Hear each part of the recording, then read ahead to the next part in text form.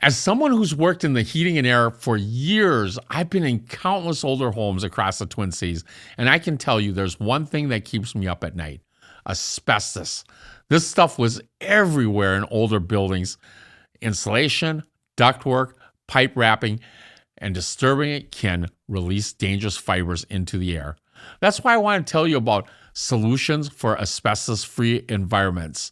Acronym: SAFE, S-A-F-E. And trust me, that acronym says it all, because safety is exactly what they deliver. They're certified by Minnesota Department of Health and fully compliant with EPA and OSHA standards. We at Twin City Heating, Air, and Electric use SAFE for abating asbestos during older boiler and gravity furnace replacements. Our electrical team relies on them when drilling through asbestos sidings and floors. I trust them with my customers' safety, and that says everything. Whether you're replacing that old furnace, renovating, or buying property, SAFE provides professional inspections and certified removal services. I've seen what happens when people skip the inspection and just start tearing into walls. Don't take chances. Visit Asbestos.Services to learn more and schedule your inspection today. That's Asbestos.Services, ASBESTOS.Services, because your safety matters.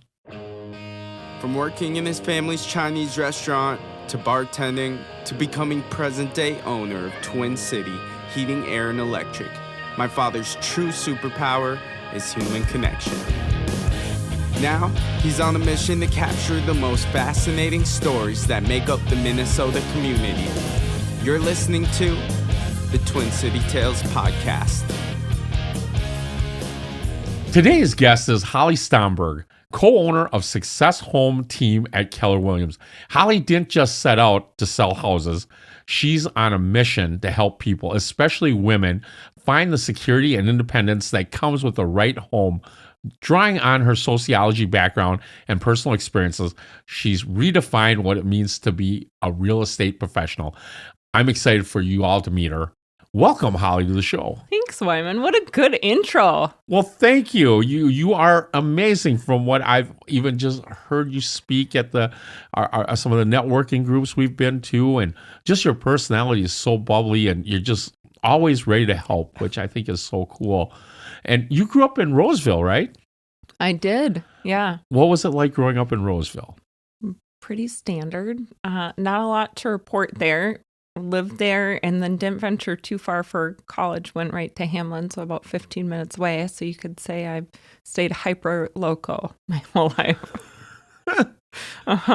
But your dad was also a firefighter in the area. Yeah. So Roseville's good. I'm sure if my mom or siblings hear this, they're going to be like, we grew up in Maplewood, and we did. It was on the boundary of Roseville. So my dad was a firefighter for Parkside, which now doesn't exist because Maplewood redid their whole firefighting, how the stations are set up. A little different from back then, too. Yeah. Money and cuts in the government and stuff like that, and the way they have volunteer firefighters. Yeah, because he was a volunteer firefighter for, as long as I could remember, until I was in college. So he was, middle of Thanksgiving. People, a lot of calls on Thanksgiving and Christmas. Oh, yeah. Mm-hmm. Turkeys, usually it's like deep frying the turkey, and then Christmas trees.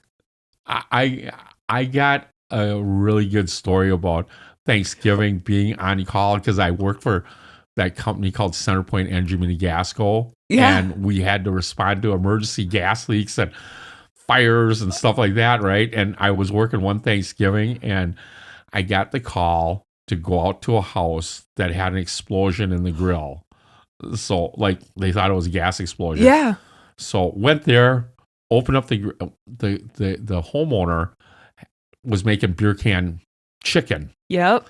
And they forgot to open up the can. So it exploded inside the chicken. You're like, this is not a gas explosion. No. But pretty funny. And I'm sure your dad had a bunch of stories like that on Thanksgiving. Yeah, a bunch. Uh-huh. Oh, that's fantastic. But then, you grew up around that state fair area. Yeah, so not too close to there, but with going to Hamlin and being over there, yeah, the state fair was something we would do every year. And the Minnesota State Fair is really special to you. It is. And I worked there when I was in high school. So I worked at El Sol Mexican stand. And so I would do burritos and tacos and all of that, and did that during high school, and spent 1 year where I worked at the Ballpark Cafe. And then it's kind of carried on. That tradition is carried on with my girls, and we go to the fair. We go to the fair a lot. I love the fair. It has special meaning to you. It has pretty special meaning. And that happened later. So my dad got diagnosed with pancreatic cancer. And one of the ways that I was able to support him was I would take him to his chemo treatments, and he'd have him, he'd leave with a pump. And so I'm doing this because he had a port. So they'd set him up with chemo on Tuesday, and then they'd take it out on Thursday. And so the first day of the fair, after he had his pump removed, we ended up going to the fair, and kind of, there's certain things that I always do because of that day. So we get mini donuts. We would get a vanilla latte because we would go out for coffee after treatment. And then we went to the ballpark. We had a mini donut beer because you have mini donuts with mini donut beer. It just made it better. And then we got scratch offs. We just spent some time there, just us. And so it became a pretty special tradition. So I haven't missed since he's passed the first day of the state fair, and he has a bench out there. So I'll go and sit on his bench and spend some, what I feel is time with him. Yeah. We have the same. My mom, we actually have her bench at Como Zoo. Oh, that's lovely. Right where by the gorillas, where the benches with the gorilla and the three little gorillas, like kid gorillas there. And cool. Yeah. And it's a little special, a little secret that a lot of people don't know. We actually took we probably weren't supposed to do this. I hope nobody's listening from the Como Zoo, but we actually took a little bit of her ashes and just put it by there, just so that we kind of have our little memory of her. Isn't that beautiful, though? It is. Just having something tangible to go and be with them in a way. And my girls, we go and we sit on the bench, and they're like, "Oh, Papa liked the fair," and I'm like, "He did like the fair," and he continued. I met him out there after that day. That was just him and I that day, but I met him out there after, and he would send selfies of him on the sky ride or him eating ice cream or whatever it might be. And so I try to do a little bit of all of that. But we went going as kids. We went all the time as kids. Yeah. And so I think everyone, Minnesota Fair natives, right? Like they all have, this is where I go get my hot dog. This is where I go get my ice cream. And I'm no different. Pronto Pups or corn dogs? I would say a foot-long hot dog. Oh, that's a different one. I'd pass both of those for a foot-long. Okay. Mm-hmm. I mean, and right now we're way past the state fair. We got another 200 and something days. Don't worry, we're counting down. We're counting down. But that was a weird question to ask at this time of the year. But yeah, and you grew up in that area, and then you end up going to Hamlin. How did Hamlin work for you? You were a piper. I was a piper. Yep. I ran track in high school, and so when I was starting to look at colleges, one of our meets was always held at Hamlin. And so we were there springtime. It was beautiful. And I was like, I think I'll check out Hamlin. And so I did. And Hamlin had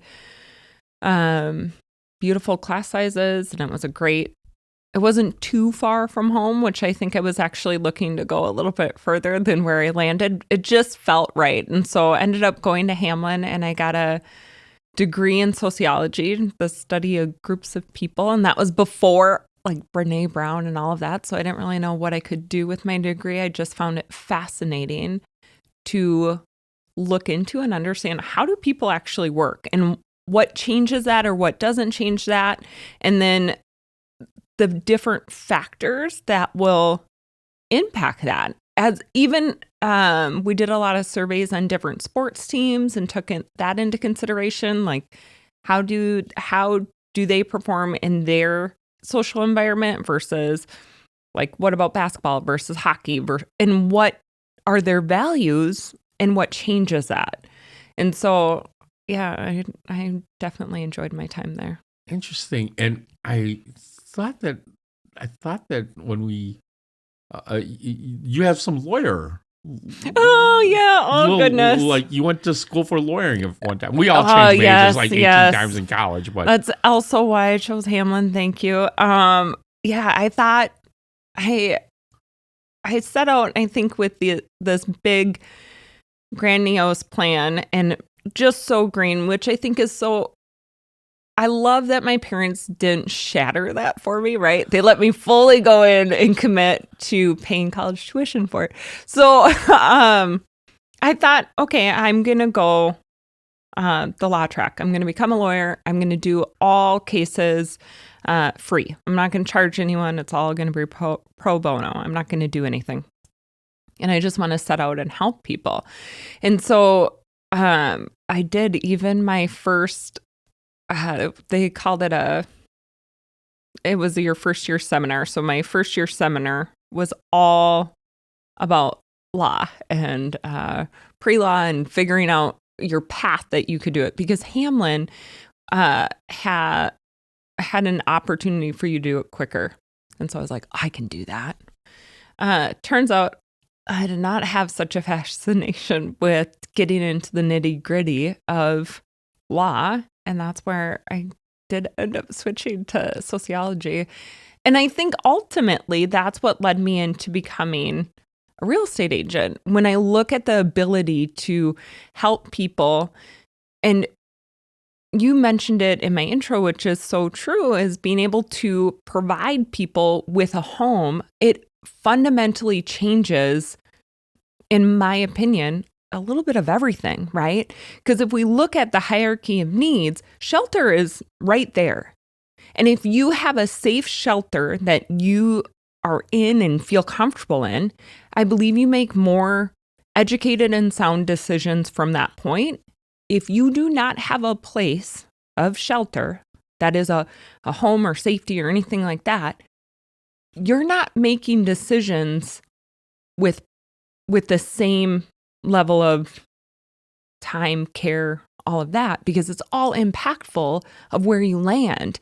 And so I never set out to be a real estate agent at all. And when I look at it, I'm like, oh, it feels so accurate. The ability to help people achieve that feels really good.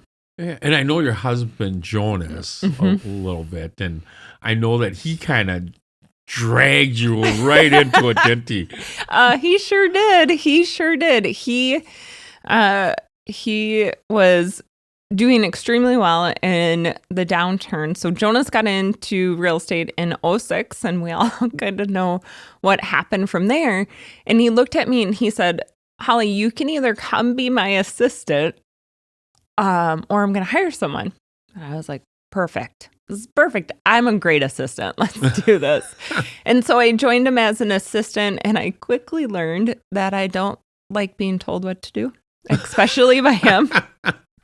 So that didn't last long. I was like, look, if we're going to stay married here, I cannot be your assistant. And he was like, why don't you get licensed?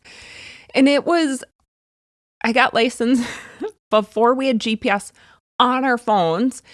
And I am very directionally challenged. So my biggest concern with becoming a real estate agent was, how am I going to find the house?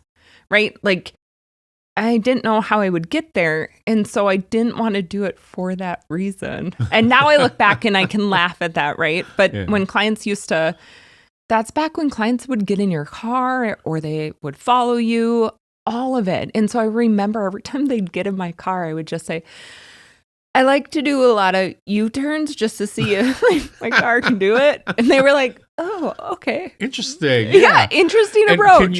At the same time, can you hold my 5 pages of Google Sheets that I printed up to get to Here's my map house? Could you just... Exactly. Yeah, those were quite the days trying to get around. But it also beat... So I go back a little further. We used to use those Hudson map books, and you would have to plot out Where to go. And you'd have to go through like 18 pages. Like, okay, I'm going to go here. And you'd have to go, I got to turn to page this. Now I got to go to this page and continue following it to see where you need to make the turns. So. I'm so happy that I didn't experience that. Yeah, sometimes I feel like I'm pretty good with directions, but my wife, Julie, is challenged when it comes to directions at times. I think you're either blessed with that or you're not. And unfortunately, I am not. I could tell you countless stories of me getting lost. I'm very intentional of how, like, if I go out on a hike, where I hike, because there's no turning around for me sometimes. and the other way is, I know a lot of my friends did this, is like, okay, I want to go downtown. There's maybe I'm dating myself. There's the IDS Tower. There's the Ameriprise Tower. That's where I'm driving towards first. I love it. So, I wouldn't even know how to get there. No. So it does seem like it just blends right into real estate with the sociology degree, understanding people. And absolutely. And one of the things that I find amazing about you, because I heard you speak about, was how do you connect with people? And when you talked about it at a Network in Action, that was really cool. Can you elaborate a little more on how you connect with people? Yeah, and I think we talked about it a little bit. Some people are going to want to connect with you, and some people aren't. And you and I, both in our businesses, understand that. Where some, it might be they want to use you in that moment, and some want a connection. And I love connecting with people. And so it's a little bit about figuring out more, learning more about where they're at and what's impacting them. And so one of the stories I can think of that is impactful for me, and I believe for them, is we have a past client who they lost both their parents. And so every birthday, I would send them flowers. And I just wanted them to know, especially with the experience of losing my dad and understanding how that feels and not being able to really understand, okay, you've lost both, to be able to show up and say, okay, I'm here, I see you, and I want you to feel seen, especially on your birthday. So did that for numerous years, and just getting to know clients and friends where they actually become friends, where we go to weddings and we baby showers and all of that, because getting to know who they are is really what it's about. Yeah. No. Yeah. And it's life's things that happen that create that. And sometimes I like to call that like unwanted connections because of the situation, right? Because somebody dies or a bad thing happens, but a needed connection. Yeah. And that's, when you say it that way, it's so interesting, because when I've connected with other people who have lost family members to pancreatic cancer or to any cancer. And that's an unwanted connection, right? Like, none of us wanted to lose our family member to that type of illness or sickness. And it's a connection that's so valuable because we can see each other in a very different light. There's compassion and there's understanding. And I think sometimes that's what you're looking for in those moments. And it builds a bond that's probably really needed. Really needed. And because when all people want to look good, be right, and feel understood, right? And if you can understand them and they feel validated in that, it creates a connection that's usually unbreakable, right? Because you're validating them with just, oh, I know how that feels.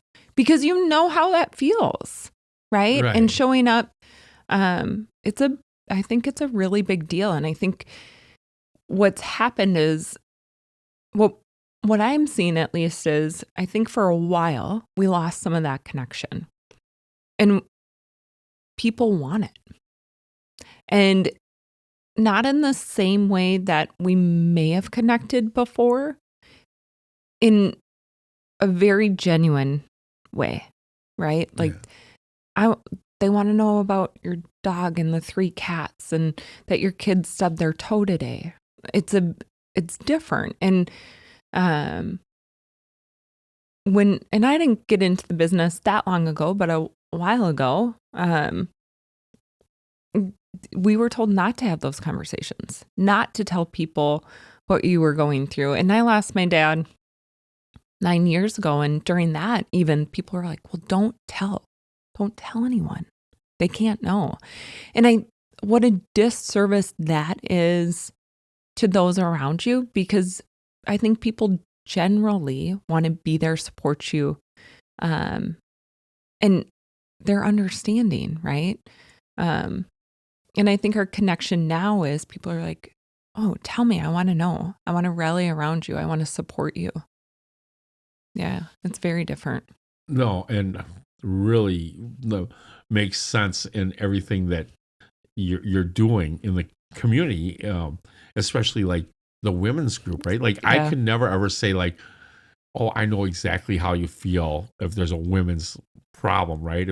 I can't say that because I've never walked in your shoes, right? Or a women's shoe, but I kind of get it because, and I've talked about it before, like networking, right? Yeah. Women have a certain way of networking, and some of these we all know a lot of business networking groups are male dominated. They are. And I did not realize how tough it is for a woman to walk into a male. And some people handle it really well. I mean, they know their audience, but you still have to carry yourself in a certain way. Absolutely. Until I went to a networking group called Working with Women at the Metro North Chamber. Yeah. And it's a whole different, like you look at yourself like differently and you realize like you hold yourself a certain way and you don't always walk in what they walked in. And they are so well bonded. I love that group. I think they're fantastic. And it's quick. So I remember you and I have chatted about this after an event where I think I was sharing with you, and it's the sociology background in me that sees the way that groups of people work, right? And so when I look at groups of women and how they work and how they connect and what they're talking about, the difference that I see almost immediately, right? I can connect with men, women. I always tell people I love women, right? They're my favorite. And I also love men. I have a twin brother. I've spent my whole existence around men. I love them. I think they're both needed. And when I see, so I didn't network until 2021. And I let Jonas take on all the networking. And part of that is he's super charismatic.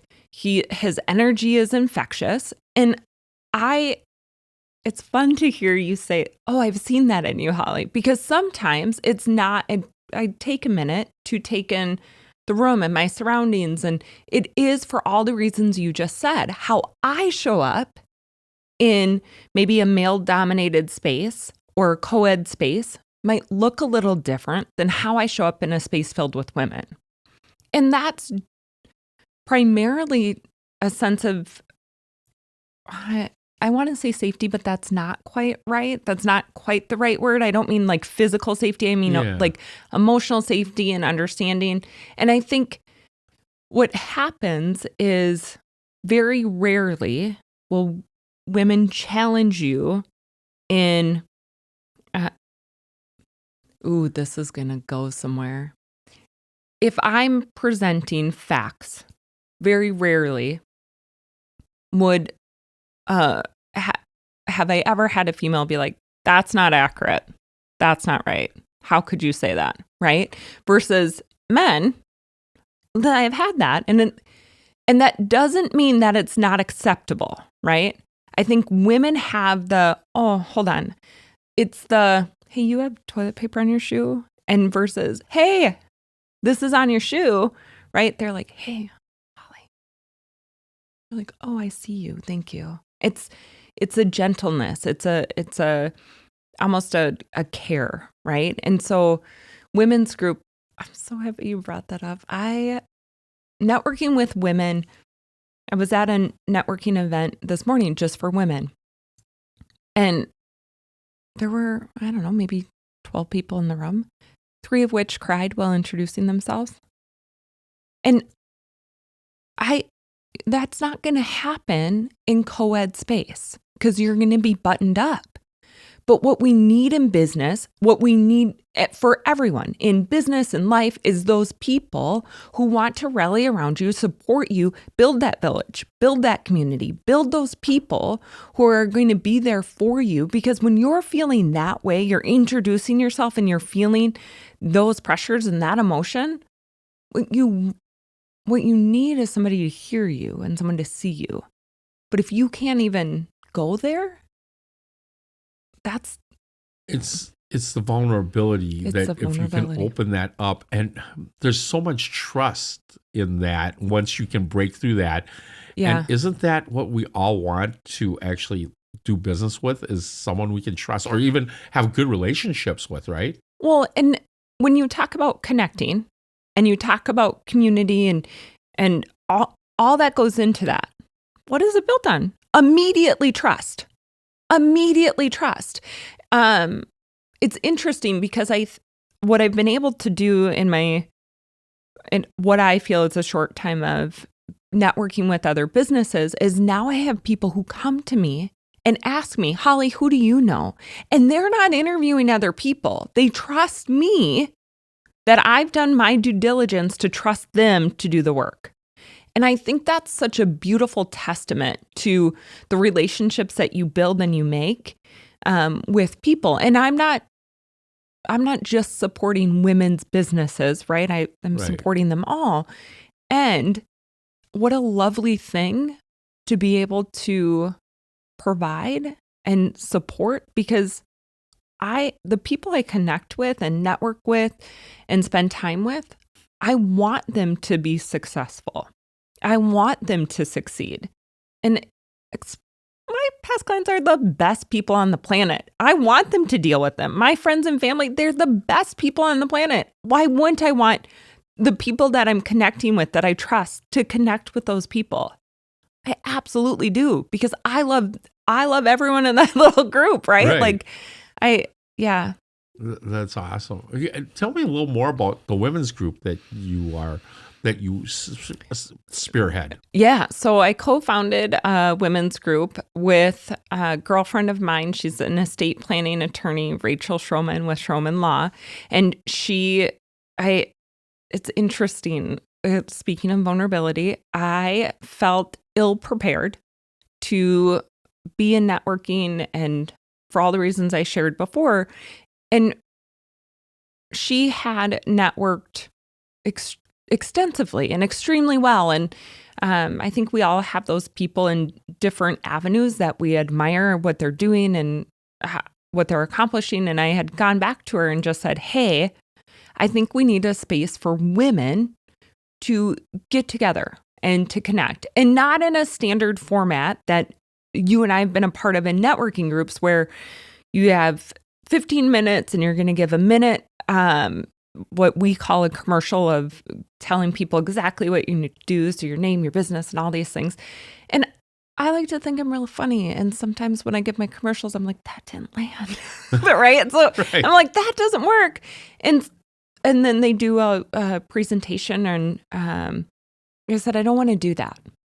I want to bring in women who want to connect, who want to collaborate, who want to empower, support, and who really see the value of having those connections within that community, right? I had the privilege of being a part of a 6-person networking group that was just women, and we would travel together and we'd go do all these things. And part of that opened up the vulnerability to talk about some of the things we were experiencing, not only in our business, but personally, that gets to be a lot, right? There's a big plate. And so I started this group. We meet once a quarter. It started at 40 people on the list, and we're at 143 right now. Wow, you're doing something right with that. Yeah, and it's only invite. So we're not posting it online for that. And part of that is to keep that integrity of that group, where it is women who are business professionals or business owners that want to connect and support each other. Can I tell you something that I have up my sleeve? No, go ahead. Okay. So this is like, it's been on my heart for a while and I haven't hit play on it, except I am. And my goal is to create a smaller group, and it can be fluid with who can come when, but where we connect with less than 10 women doing different fun things around the cities. So get to actually get a little bit more personal than a big group. And so I'm starting that now too. That's really cool. Going back to that whole thing when you speak, when people get up and speak, and you said like 3 people start crying. Yeah. One thing that I notice in a women's group or or like a co-ed group, Yeah, is what happens is like if a guy starts getting a little emotional or they're like talking about something really hard, yeah, like somebody might just say, "That's okay. We understand. You don't have to go any further." Do you know what I mean? Because they don't want to see him cry, right? Or whatever it may be. But in a women's group, I've noticed if it gets hard, they're like, "Go on." Do you know what I mean? Because literally this morning, opens them up. Yeah, Wyman, this morning, you're not wrong. They were like, "Who has the tissues? We need them for her." Okay, when you're ready. Yeah. And that is so different. Yeah, and men tend to like go, "Okay, I need to hold this together. I need to hold it in. I need to be strong. I got to have that tough guy image," right? But that's ultimately, you're not getting any further on what's bothering you. Because if you swallow it, what did you do to it? Nothing. But all those, by the way, the women who cried while introducing themselves, they all had their reasons. And the whole group was like, oh, maybe it was an ask that they didn't realize was an ask. Maybe it was an area they needed support in, right? And I kid you not, that whole group was like, "You need that? Okay." They just, what I think we realize, but like subconsciously, is they just released 10 women into this world that are going to go solve that problem for them. And all they did was say it. Yeah. And men have that capacity too. They absolutely do. But when we think of see, now I just dusted off my soapbox. But when we think of the social norms and we think of what's kind of been deemed acceptable in those spaces, like I said, when I got into real estate, I don't know that I've ever told you this. So the first thing I did after my oldest was born, driving home from the hospital, is show a house. After your first was born. Yeah. You're like right out of the hospital. Right out of the hospital. You're just like, I'm going to show a house. We're going to go show a house. Because it's either... She came with. And they were like, "Didn't you like just have a baby?" And I was like, "It's not a big deal." We were told not to tell them, right? Like your personal life was your personal life. I mean, here Kayla is in her carrier in the entryway and I'm showing the house. Well, I think what we can say now is people want to know. And what it does, I think when you said it's the vulnerability and it creates trust, it 100% does. It 100% does. Now, I don't believe that people want it to overtake their experience with you, right? Like there's an element of you have a life and there's work. But I think that people want to know what's going on. I do believe that this client would have been perfectly fine if I went to stop there to show them that house. And explain a little bit. Like, yeah, you get the old, like, and the right time for vulnerability, right? Like, like if you're just meeting a client for the first time, it's probably not good to tell them, "Yeah, I'm going through a divorce right now, and I don't know, life just sucks, but why don't you hire me?" Yeah. Well, and isn't it all?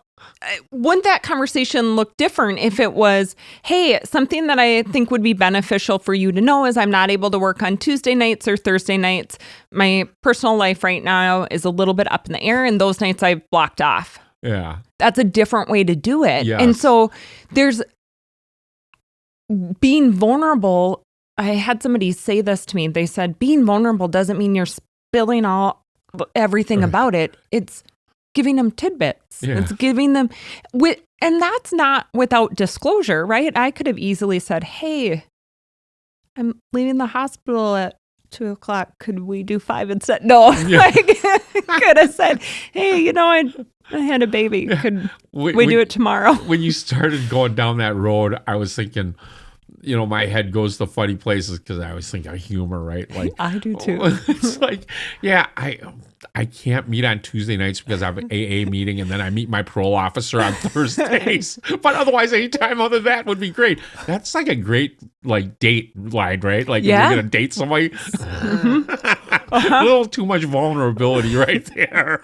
Well, okay, now we're doing it. So one of my clients they're dating, and they told me.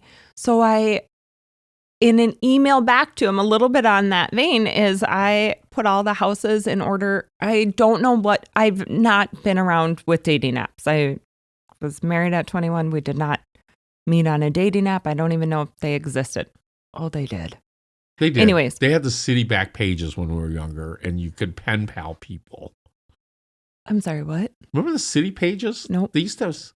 Well, maybe you're way younger. In the 80s and 90s, they used to have the paper called the City Pages. Okay. And you could pick them up all over town. It talked about the I local remember stuff. them, yeah. Yeah, and in the back... You could date through the City Pages? You could date through the City Pages. They had like a number or a line, and then you would write... It's like a pen pal thing. It was the modern Would you day... just write them a letter? Like, hey, I saw your information I think you could do in that City and Pages. then send it into a certain spot, whatever That's not it how I was, met and then it would Jonas, go- but that's good to know. Yeah, but it was before internet, right? It was before the time of like what are some of those dating sites? Dan, you're young, you know some of it, not the.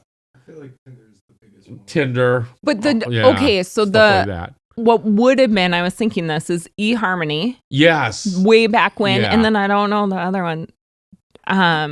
eHarmony, and I actually met my wife through Did you? eHarmony. Yeah, my current wife. I'm being a little vulnerable now, ain't I? Yeah, that's good. Keep it going. They want to know. Yes, inquiring minds want to know.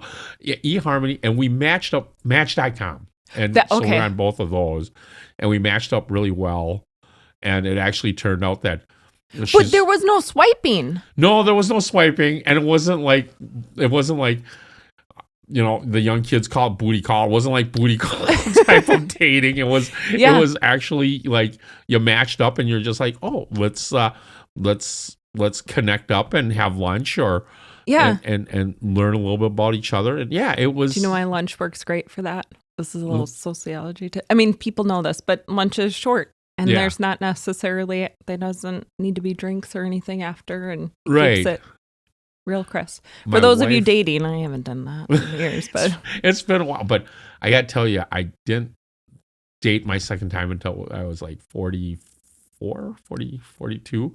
And it's hard because I think sociology, right? Mm-hmm. Like you have your mindset already because you've already gone through all that process. You've done potentially half of your life. Yeah. So you're ingrained already in that. In what you like and what you don't like. And I realized when I first started dating, when my wife and ex-wife separated, when I first started dating, it was pretty much once you met them, it could be right at the door and they say one or two words and you're like, no way in hell.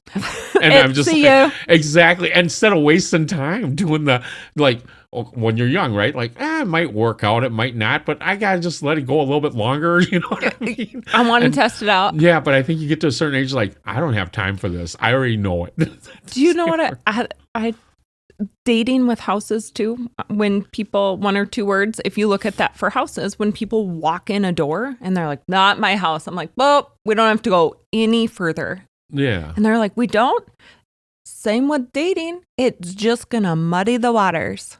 Mm-hmm. And so I think about like my client who is dating. I sent her a whole email on houses and I put in there, I'm like, I don't know what way you swipe, but this one would be a no. So swipe that way. And I went through and I was like, if you're dating, this is worth a first date. I wouldn't I'm like, this one, don't call back, whatever it might be, right? Like, don't swipe or whatever.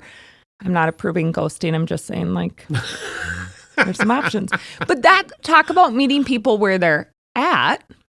She responded. And when I hit send on that appointment, I was like, ooh, was I too kitschy? Was I too humorous here? Right. Because my humor can get me in trouble sometimes. And I was like, did that work? And she responded and she goes, I am dying. This is the best email ever. I've shared it with everyone. And I think that's, again, what people want. Yeah. That connection. Yes. That whole house dating thing. I love that now. Maybe you Yeah, should start I using use that, it. right? I do. At least Uh-huh. a house will never creep your Facebook page. That's all I know.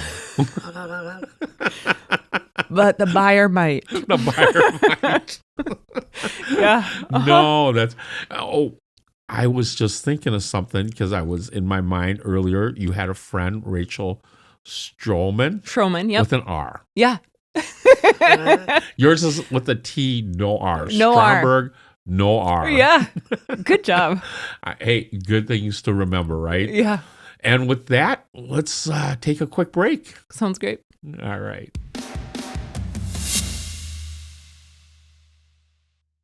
Anoka Meals on Wheels, a nonprofit organization that I proudly support, delivers more than just nutritious meals to seniors in our community. They deliver connection, care, and peace of mind.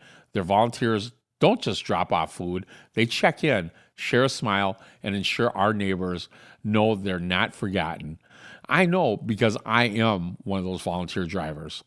Help us keep serving those who need it most. Visit mowanoka.org to volunteer, donate, or learn more about Anoka Meals on Wheels, nourishing bodies and spirits one meal at a time. Tired of lugging heavy bags of water softener salt from the store? Twin Sea Heating, Air, and Electric now delivers premium water softener salt right to your home in returnable, reusable 20-pound containers to go green and light it up to save you from injury. Serving the north suburbs, we're your neighbors who know how hard our water is. No more running out of salt and dealing with spotty dishes and stiff laundry. Quality salt, reliable delivery, local service you can trust. Because at Twin Sea Heating, Air, and Electric, we don't just keep your home comfortable, we keep your water soft and your life easy. Twin Sea Heating, Air, and Electric, now with water softener salt delivery. Call today or visit us online. And we're back with Holly Stomberg. And if you're really enjoying the show, we'd really appreciate it if you could take a second to hit that subscribe button. It helps us reach more listeners. And if you're feeling extra generous, leaving us a rating or review would mean the world to us. It only takes a minute, but it makes a huge difference in helping other people discover the show. You can find us wherever you get your podcasts. And don't forget to follow us on Facebook at Twin Sea Tales for behind-the-scenes content, episode updates, and more. Holly, this is the part in the show where we show you some pictures. Your husband sent us some pictures without you knowing. I don't know. Yeah. So, this picture is of you. Looks like you climbed some sort of hill for a mountain, maybe. But that's that's out in San Diego. It looks like you were really excited about it. Yeah, I'm in my Hamlin sweatshirt. Yep. That was a fun hike. How old were you there about? 21. 21? Okay, so still in college? Still in college. I was a junior in college. This is spring break. Still think about what you were going to do? Do with my life, absolutely. I was unclear, just excited to be on top of the world. It's Iron Mountain. Iron Mountain in San Diego. Did you go to San Diego very often? Yeah, so we got married on Coronado Island. Oh, it's a beautiful place, actually. Gorgeous. And I stayed at the Hotel Coronado, which was really at the cool. Del? Yeah, at the Del Coronado. That's so... It was really cool. I had a business seminar there. It was really nice. It is unreal. They say it's haunted, though. I have stories about... I haven't stayed there, but I have friends that have, really? and they have and stories they have stories of it. So it didn't happen to us. That's good. And they said that our room might have been one of the haunted ones. So, Oh, really? yeah, that's what they told us. I don't know if they were just saying that to make us feel like, because I will tell jokingly you, asked them. my friend that stayed there that's not something they subscribe to. And they were like, it sounded like someone was pushing dishes up and down the hall all night long. And they looked out and there was no one there. Interesting. But it's such a beautiful view if you're on that ocean side. It is unreal. Yes. And it's such a great place to visit San Diego. Like, I love it. Yes. Did Did you go to the Old Town Village too? Absolutely. Yeah. Yep. That was really cool. And Balboa Park. Yes. With all the artisans and Yep. That's where the old baseball stadium was too. I think they moved it somewhere else, but yeah. I'm kind of a big curious guy about old baseball stadiums and stuff. So I'll still do a little history see? on that. Look at this. I didn't know that. All right. And then this other picture is, so it looks like someone related to you, but not quite the same look. Oh, that's my brother. Yeah. How old were you there then? Oh, I don't know. 22? 22? Not younger in high school or before, but you were still pretty young there. Yeah. Yeah. Yeah, and obviously this picture, you two are wearing kind of cowboy hats with a Miller Lite hat. I'm a Miller Beer hat on. We could have been Brooks and Dunn or Yeah. But you guys Flats. are twins, but you're not. What do they call that? Like fraternal twins, because where you look exactly alike. Is there identical? Yeah, identical. Yeah, you're fraternal. Yeah. Is there any? I'm just wondering. Like, is there like fraternal like that are female and male that come out looking exactly like each other, but they just have to change their hairstyle? I'm just curious. I don't know. I always remember like twins in high school or school that they looked exactly like, but I don't think I've ever seen like fraternals that do. Yeah. Features, I'm sure. Yeah. Features. Yeah. Interesting. We've never been mistaken for the same person. So what if you could roll back time and go back and talk to the 22-year-old Holly Stomberg, what advice would you give her? Take more risks quicker.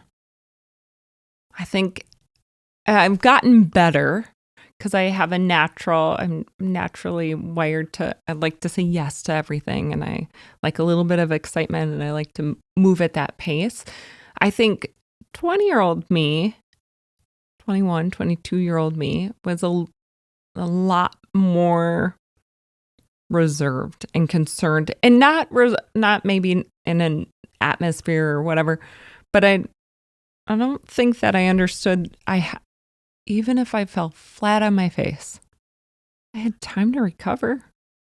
Plenty of time to recover. There was nothing so bad that could happen to me that I wouldn't have recovered from. So take more risks sooner. That's really good advice to have. I think people get all conservative at times because they feel like I was old. Look at me now.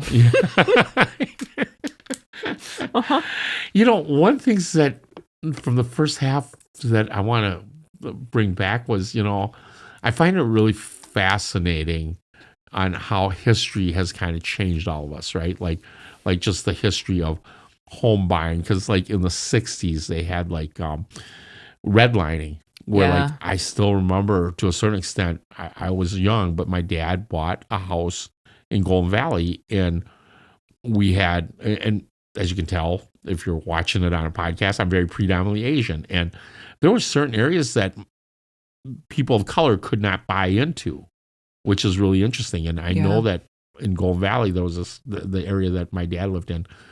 I suppose I can look it up to see if it was redlined, but I get the feeling that there was a lot of that, right? And so I think there was a lot of, he would push with the neighbors somewhat, like to assimilate with them so that he would be accepted, right?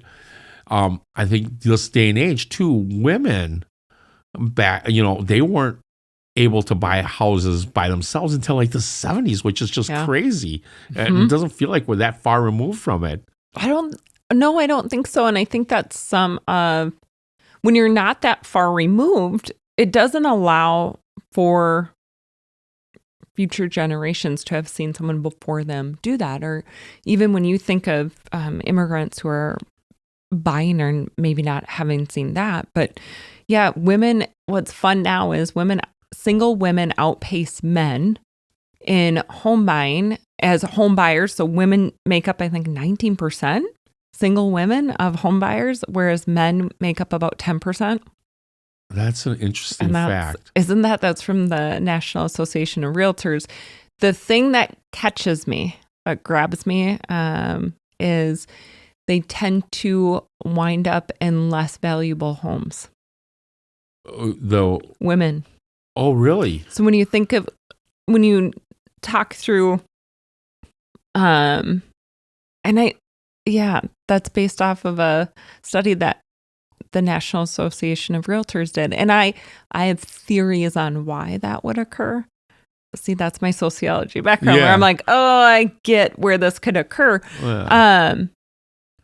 But they're more likely to take out a higher price mortgage than men. So interesting. I know.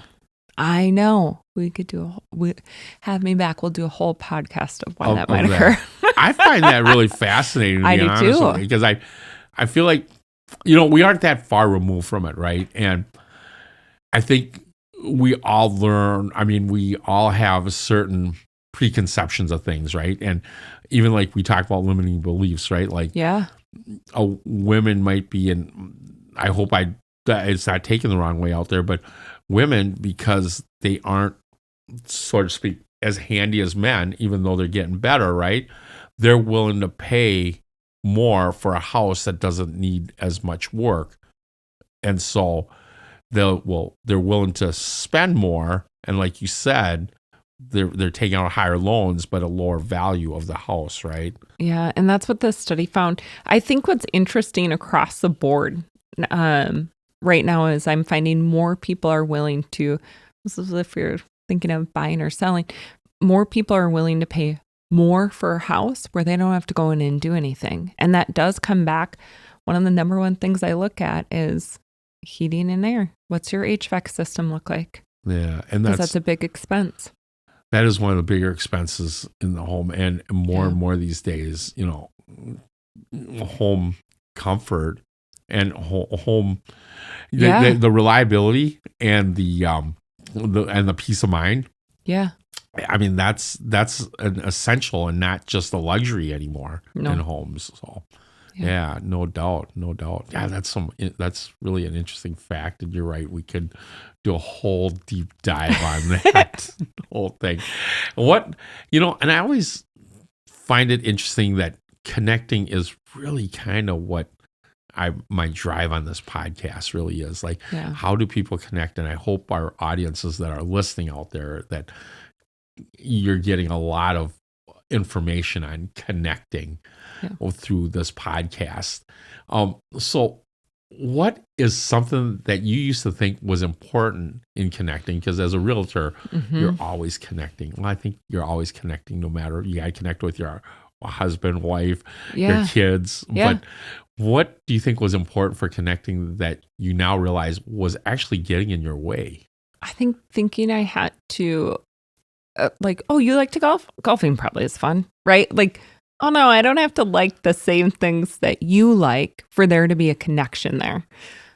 Connection happens through authenticity. And so if I show up as myself, we were talking and you said, Holly, I didn't know you liked hockey as much as you do. And you're a big hockey fan, right? And I think in time, you'll find those things that you have in common. But it might not be readily apparent. It's really easy to walk into someone's house and be like, oh, you have a fish in the wall. You like fishing? I went fishing once. It's probably getting in my way a bit. Yeah. So I think really being authentically me and not feeling that pressure to connect in a way that isn't authentic. I like that. I think another good way is like food, right? Like you start talking about food, that's how people connect and bond. And that's not just in the United States. I think it's very worldwide. Yeah. Well, you bring it right back to the hierarchy of needs. You have shelter, you have food. You're taken care of. Absolutely. So, Holly, one of the things that I always love asking on this podcast is, who is someone you would love to hear or see on this podcast, and why? Oh, I love that question. I would love to see and hear Doug Staley with Competitive Wellness on the podcast. Doug he has his master's degree. He's a personal trainer, and he takes a specialized approach in how he coaches and trains each of his clients. And so he's coached me through a broken kneecap. He's coached Jonas through a rotator cuff surgery, multiple left hand injuries. And all while keeping us moving, active.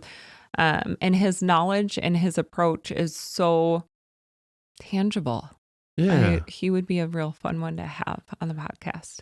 A good trainer and a good health person, right, is really huge in lives, I think. Well, and they're not all created equal. And I think for me, the thing that separates it is, okay, I had a broken kneecap and I was braced straight and I would be bench pressing. I didn't lose any of my strength because I didn't take 4 months off. He kept me moving. And anytime I've had an issue, we've always found a way to work around it and with it and through it. And I think that takes a special person. And he's actually at Hamlin right now. He's one of the strength and conditioning coaches there. Oh, wow. Mm-hmm. So yeah, he probably has some interesting stories to tell about being a strength and training coach at Hamlin. Absolutely. Yeah. Awesome. Yeah, we'll have to get him on. I think that I would enjoy it. I would listen. Yeah. Wow, some great stuff on this podcast. It's really been a joy to have you on here. I've learned so much, and you are amazing with what you do in the world of connecting and networking, and that's why I really want to bring you on, especially how you connect and how you think. So with that being said, we're coming to the kind of the end of our program, and what I usually do is I have some going away gifts for you. Oh, lovely. So of course, first and foremost, as always, you get a little trophy. I love this. For being on our show. Thank you. You are amazing. So thank you very much. Thank you. Awesome. And of course, what's without swag? Oh, and I love my coffee. And, I was thinking like the different things. I always like to match your personality with the gifts that I'm thinking about. And having the women's group that you're starting up, and that some of the other stuff that you're being really innovative with, you really are a difference maker. So you can put that on your desk. Oh, Wyman. And it is that's so thoughtful. Yeah, I appreciate that. You are an incredibly thoughtful connector. And Thank you. Last thing, I know there's more, right? Like They're more than this? Yes, and you had talked about going to Greece. And this is a bucket list for me. It's a bucket list. We talked about that on one of our conversations. I said, I think she would love to have a book on Greece, and because I feel like I'd love to come back and tell you I went there and I used your book. That's fantastic. I'm a firm believer of like, if you put it somewhere and you see it every day, like it starts coming to fruition, My mouse pad is a picture of Greece. Yes. So I'm a firm believer of that too. Getting closer and closer to it. Yeah. Well, again, I can't thank you enough for coming on the show, Holly. Being on Twin City Tales has been just a delight to have you. If you want to learn more about Holly Stomberg, you can visit her personal page on Facebook, I believe. You can Facebook, Instagram. Yep, Instagram. But even better yet, the business website that you and your husband have, that's www.successhometeam.com. Again, that's www.success with 2 C's and 2 S's, hometeam.com, or visit us at our Twin City Tales Facebook page, and we'll post it on there. And as we roll out of here, I want to thank Chris Hockey for the use of his song Thanks, with no pun intended. This podcast is powered by Twin City Heating Air Electric. And until the next show, you can't go wrong with Wyman Wong on Twin City Tales Podcast. This song goes out to my family, to all the ones who died before me. I'm sure the family life made you do things you never wanted to, so I wrote this song